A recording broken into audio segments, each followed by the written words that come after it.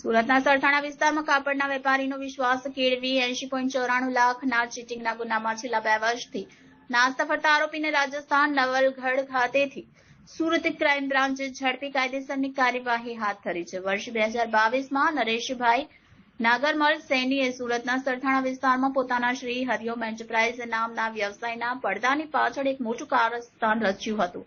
પોતાની લોભામણી વાતોથી અને પ્રભાવશાળી છબીથી તેણે વેપારી મયુરભાઈ ડાયાભાઈ નાથાણીને પોતાની જાળમાં ફસાવ્યો.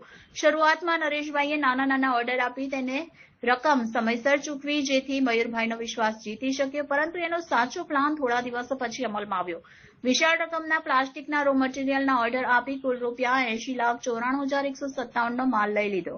માલ મળ્યા પછી પોતાનું ગોડાઉન બંધ કરી ફરાર થઈ ગયો હતો. ધરપકડથી બચવા માટે નરેશભાઈ રાજસ્થાનમાં પોતાના વતનના ઝાયડા હેઠળ રહેવા લુકાઈ ગયો. ઝાલાવાડથી ધરપકડ સુધીનું મિશન મોટા કૌભાંડમાં ફસાયેલા નરેશભાઈને પકડી પાડવા માટે ક્રાઇમ બ્રાન્ચે ટેકનિકલ સર્વેલન્સ અને હ્યુમન ઇન્ટેલિજન્સનો ઉપયોગ કર્યો. ટીમ નવલગઢ પહોંચી, જ્યાં નરેશભાઈ મળી આવ્યો હતો. નરેશભાઈને પૂછપરછ માટે સુરત લાવવામાં આવ્યો, જ્યાં તેણે પોતાના ગુનાની કબૂલાત કરી.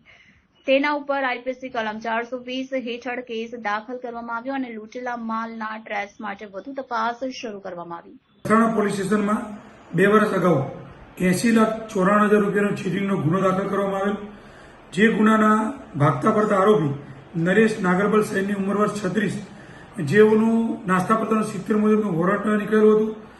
એ આરોપી નવલગઢ રાજસ્થાનમાં હોવાની ક્રાઇમ બ્રાન્ચની બાતમીના આધારે ક્રાઇમ બ્રાન્ચે ટેકનિકલ સર્વેલન્સ તથા હ્યુમન સોર્સના આધારે એ આરોપીને પકડી પાડી અને અત્રે લાવી પૂછપરછ કરતા આરોપી પોતાનો ગુનો કબૂલ કરેલ છે. જે આરોપીને સરથાણા પોલીસ સ્ટેશનમાં અટક કરી અને સુપ્રત કરેલ છે. સર, કયા ચીટિંગનો અંજામ કેવી રીતે આપ્યો હતો આને? નવલગઢ ખાતે જે અમને ખાનગી બાતમી મળેલી, એમાં ક્રાઇમ બ્રાન્ચની ટીમ જઈ વોચ ગોઠવી અને આ આરોપીને પકડી પાડવામાં આવેલ છે. શું ગુનો શું આચરણ હતો સાહેબ? એને ગુનો ચીટિંગનો પોતાને હરિઓમ એન્ટરપ્રાઇઝ પ્રોપરાઇટર નામે ગોડાઉનની અહીંયા ટેક્સટાઇલ માર્કેટમાં ચાલુ કરી અને ફરિયાદી મયુરભાઈ ડાયાભાઈ નાથાણીનાઓનું માલ ખરીદી 80 લાખ રૂપિયાનું ચીટિંગ કરી અને પૈસા પરત ના આપી ગુનો આચરેલ હતો.